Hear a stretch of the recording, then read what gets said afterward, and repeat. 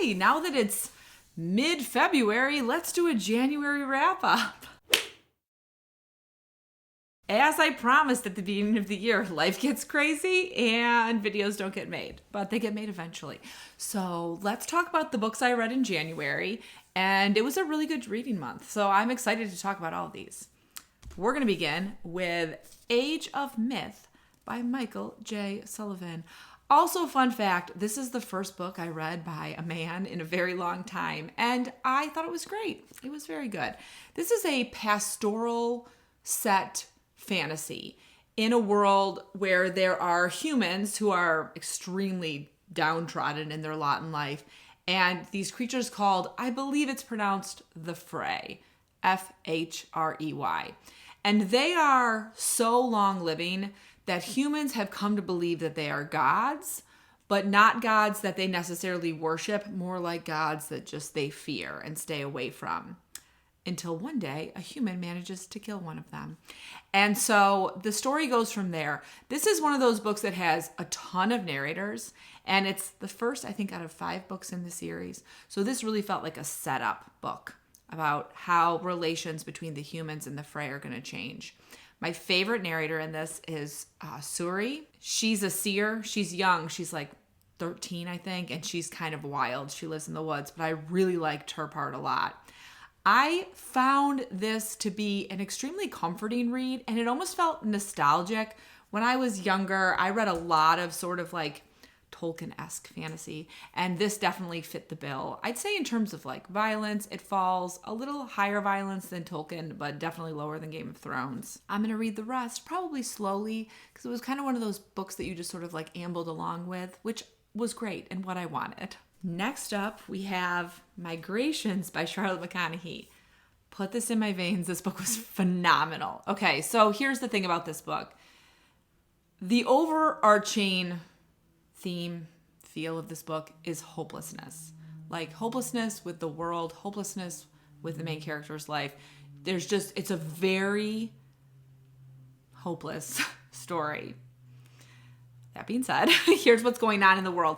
It's the near future. It doesn't feel that far removed from where we live right now, but there's a mass extinction going on of basically every animal on the planet. And our main character, Franny, is an ornithologist, and she's obviously feeling this very heavily, as most of the world is, because they're trying to save certain animals, and then they've decided they can't save other ones. And it's just really, really sad. But beyond that, Franny's life feels very hopeless as well. She has decided to follow the Arctic terns on their last migration from the Arctic to Antarctica. And not unlike Once There Were Wolves, which Charlotte McConaughey also wrote and is one of the best books I've ever read, you don't really know what's going on with Franny's life. You jump in time a ton. You go to when she's a child. You go to when she's about 20 when she first meets her husband. You go to when they're newlyweds. You go to present day, in which I think she's in her early 30s in present day. And you just kind of follow her life. And her life is pretty sad, but this book is really beautiful. I was crying, weeping so violently for the last 50 pages that I was reading this that my 9-year-old kept checking on me and then finally said, I think you need to stop reading that book, Mom. But it was so beautiful, and I do really recommend it. But just go in knowing you're going to have an emotional experience. I have not stopped thinking about this, and it has actually sort of changed the way I've been living my life. Since my children were born, I've kind of given myself like a free pass on, not like entirely on environmental things, but like not trying to use less paper towels or use less plastic or anything like that. And it was a month ago that I read this, and I've not been buying paper towels, and I've not been using single-use plastic, and I think it was a good read for me. You should all read it and just weep through your broken soul. Let's switch gears to a thriller. I read What Lies in the Woods by Kate Alice Marshall, and this was a great thriller. This is about 3 friends who, when they were 11, a horrific thing happened to them when they were in the woods. And now it's 20 years later, and one of them has decided she doesn't want to lie anymore about what happened. She's not our narrator. Our narrator is Naomi, who was the victim of a very terrible crime. And what I liked most about her is she's not that likable. She had something really bad happen to her, and she isn't like a savior. It didn't make her a better person. She is unapologetic about how she lives her life. And I really enjoyed that aspect of her character. This thriller follows a lot of like small town secrets, what happened in the past, what's happening now. There were a couple twists, and one of them I think is very obvious, but I don't think it really matters that that twist is obvious. I'm not going to tell you what it is, obviously. And I really liked the way it ended. Also, it had some really cool, the three main characters, the girls, when they were children, they were obsessed with Greek mythology. And I was obsessed with Greek mythology when I was a kid. So I'm really happy that I didn't have two friends who were also obsessed with Greek mythology, and that this book didn't play out in our lives. The next book I read, I own and I can't find, and you'll know why in a second, was The Tea Dragon Society by Kay O'Neill. So I read this with my 7-year-old, and usually the books I read with my children, I do not do on this channel. But because that book has gotten a lot of like hype, I thought I would talk about it. And it was delightful. It was adorable. And I actually, when I was writing everything out for this video, found the author Kay O'Neill. I read a book by Kay O'Neill last year called The Moth Keeper. That was like a middle grade graphic novel that I also liked. This is just like a cottagecore fantasy dream about taking care of dragons, and the dragons like have tea leaves growing out of them.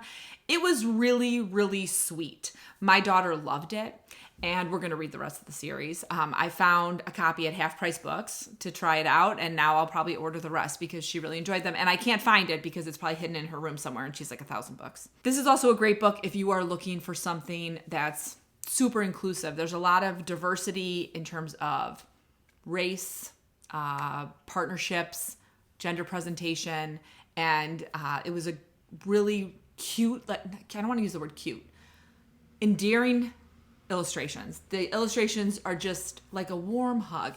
And while this book takes place over the course of an entire year, I did get like big spring vibes from it. If you're feeling like you want to read something that's like giving you spring to get you through this February. Okay, let's move on to romance now. I read The Song of Lorelei by Desiree Nicolay. Oh my God, put this in my veins. I was so excited for this book, obviously, because I loved Called to the Deep, which is the first book in the series. It's a duology, so it is complete, which did make me a little sad, but it was fabulous. So this book we're still following Killian and Lorelei from the first book, and it's still their love story because a lot was still happening at the end of the first book. And now, where we are, mermaids are real. Like, the world knows mermaids are real. And there is a toxin that is making mermaids crave human flesh, including Lorelei. And so Lorelei is working for this museum that kind of feels like a research facility where one of the mermaid/sirens who live in the wild, who she knows, has volunteered to be studied so they can come up with some sort of antidote for this craving humans that's going on. But the head of the research facility is not a good person and starts to not treat this siren well. So the gloves have to come off and the claws have to come out. And I loved this. And the end of this book is wonderful. Like, I had the biggest smile on my face. It was so much fun. If you like paranormal, you like monster romance, there's like a touch of horror in here, but not too heavy. Very spicy, very fun. Definitely read both Call to the Deep and The Song of Lorelei. Next, I read a book on my Kindle, and it was Dark and Stormy by M.M. Collins. And this book was great. This is like a very fun vacation romance with a paranormal twist. So we start with Jess, who is on her honeymoon alone because she caught her fiance like a week before the wedding with someone else, and she decided to still take the trip because she paid for it and she wants to get the hell out of her hometown, obviously. And when she's on vacation, she meets Theo. And Theo is also on vacation. He is a bartender and has come down to, they're in the Caribbean, and I'm blanking on which island they're on, but for some reason I'm feeling like it was St. Martin, but it might not have been. And he's also on vacation, and he's running the bar at the resort she's staying at. Theo, though, is a mountain lion shifter. So when he meets her, he knows, obviously, like, this is his person, but just does not have that same sort of, like, instant, paranormal connection with him.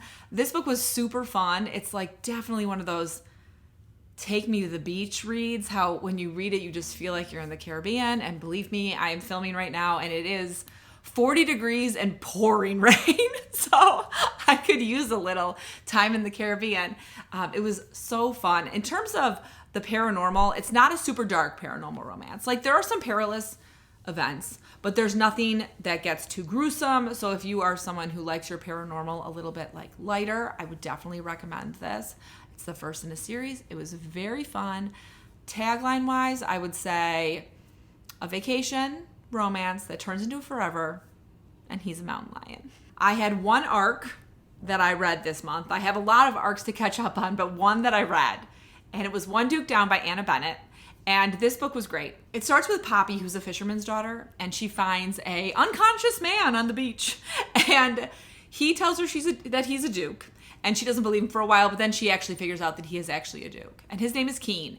And Keen, all he remembers is someone hitting him over the head and leaving him for dead. So he wants to stay in hiding so he can figure out who might have tried to kill him. And he needs Poppy's help. And it goes from there. And this was so lovely. It was like the best book to read at night to unwind to. It takes place in a seaside town, which was so atmospheric. Poppy was a really fun heroine because she's not noble. She's not like a poor aristocrat. She is the daughter of a fisherman. And I loved sort of the juxtaposition of Keen and Poppy and how they make their life together work. It was really fun, very adventurous. And Poppy, the best part of the book I thought was Poppy has this like hideaway that's like a little shack, but she's made it like this like escape for herself. And I loved that part of the book. It was just so sweet and fun to read about. Yeah, so if you're looking for a really fun historical, try One Duke Down. Lastly, in January, I did start Babel. And I read the first, it's divided into books. I think there's like 6 books. I read the first book, which is about 100 pages. And I'm going to continue reading this. I did notice, because when I put it down, I told myself that I would like be like, I'll read a book, like a full book, and then I'll read one of the books in this, and then I'll read another book. And it's February 9th, I think, when I'm filming. Yeah, it's February 9th. And I have not picked it up in like 10 days, and I've read a couple books since then. So, it's a little bit slow. I get where she's going. I think the world building's really cool. I'm going to finish it. My goal for February is to read another 100 pages, and then I'll just keep doing that. And maybe after I read another 100 pages, I'll get super into it, and then I won't want to put it down. But, I think it's just one of those books that's going to take me a little while to read, and that's fine. So I read 7 books, finished, and 1 book started, which was kind of a lot for January, considering that one of my goals in 2023 is to read less. But I can tell you now that it's February 9th, I'm doing a really good job at reading less in February. And I knew that February and March are both going to be low reading months for me because I have so much writing stuff going on, which I'll make a video about at some point to let you know what's going on. But I was kind of happy with my January reading. I read a lot of really good books. I mean, I read 2 Put It in My Veins books, which is fantastic, and a lot of stuff that was great. So that was really fun. I don't think I had everything on my list was great or Put in My Veins. That's fantastic. So yeah, what a way to start off the year. It's kind of weird to say this now that like we're in mid-February, but did you have a favorite book in January? If so, drop it in the comments. If you can't remember what you read in January because it's been so long, I totally understand. And you can just put I was going to say snowflake, but like we're having so much rain right now. So maybe like just like a cloud, like a dense cloud. Wherever you are, you're probably either having snow or rain, or if you're very unlucky, ice. I hope none of you are having an ice storm right now. I hate ice storms. As always, I hope you're in the middle of a good book, about to start reading a good book, or about to start writing a great book. I'll see you soon.